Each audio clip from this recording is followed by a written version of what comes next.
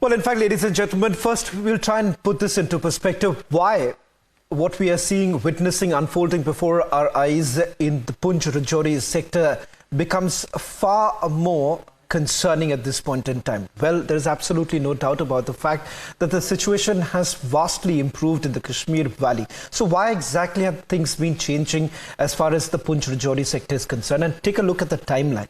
We've lost our brave hearts in the last few months. In fact, the numbers, if you really look at it, may not be the way it has been in the past. But having said that, even the loss of a few of our brave hearts, that really causes a huge concern. And not only that, makes every Indian perhaps feel extremely worried, and more importantly, raising questions about the fact that what exactly are we really doing when it comes to dealing with the Pakistanis. Joining us on the broadcast tonight, General Sanjay Kulkarni is joining us on this broadcast, along with Kamaraga, who's joining me here in the studio, defense expert, and General S.P. Sinha.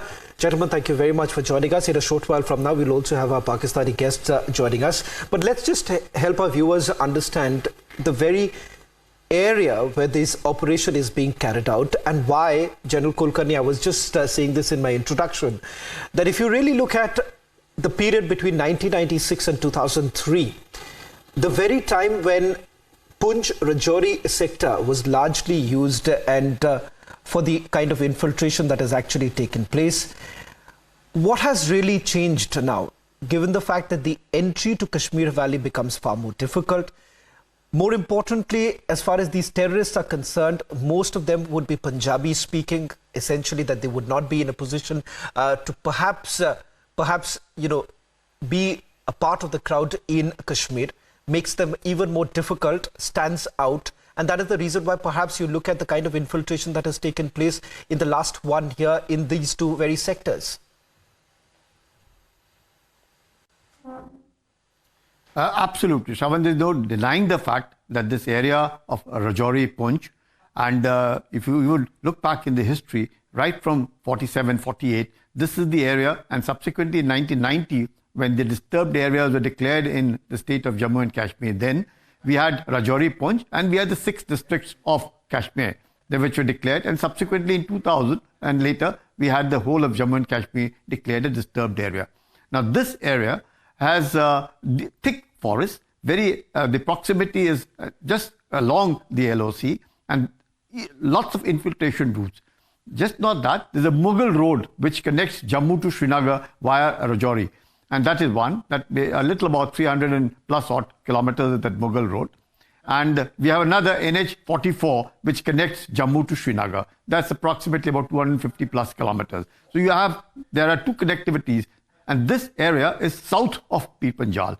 Now, south of Pir Panjal, as you rightly said, for the last about 20 years, it's been lying dogo, because earlier the Halhaka Kaka operations that were conducted over there resulted in virtual wiping out of the militants in this area.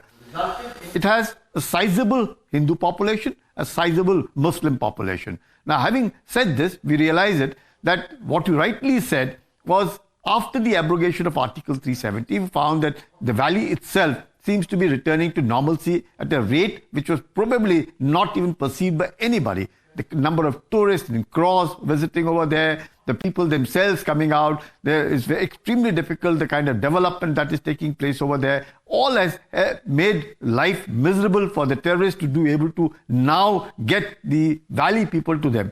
Now, this was one area which was vulnerable, firstly because the population is slightly dispersed. It's very forested.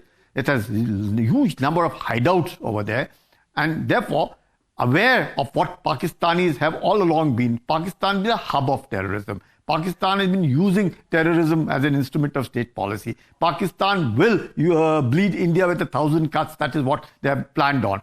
With that having as a backdrop, now you have China. Now, Pakistan acts as a proxy to China. Now, why would they? Now, first and foremost, we must understand, Shravan, that they are our enemies. Pakistan and China are our enemies. Let there not be any doubt on that score. And exactly that is the way they're behaving. And therefore, to say that, well, or to expect from them any good behavior is virtually impossible. They will continue to do that. It's very, very important for us to ensure surveillance, to ensure that these kind of things don't happen. Follow the SOPs. That is one thing.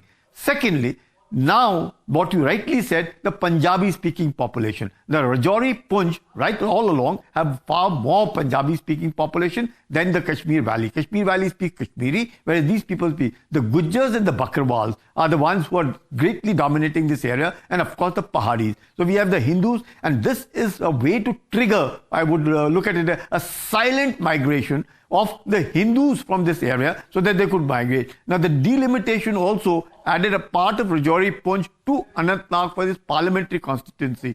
Now we've also seen that Pahari is now to be taken as a scheduled tribe status to be given. So there are multiple factors that are functioning. We are all aware of it. There is no denying the fact. It does not mean that we have to be vigilant. We have to be careful. We have to be ensuring the SOPs must be followed. But yes, what you said is absolutely right. Pakistan will continue to expect anything better from them. I don't think we should.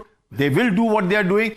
We should be able to counter every part, every strategy, change our tactics, but be able to take on the Pakistani, which we are. And you rightly said earlier on that the way the Akhnoor incident has occurred, wherein about one has been shot dead and the other three escaped from there, carrying the dead body of this militant, which is about 66 kilometers from Rajouri. That is the area that is existing. Yeah, Shravan. Right.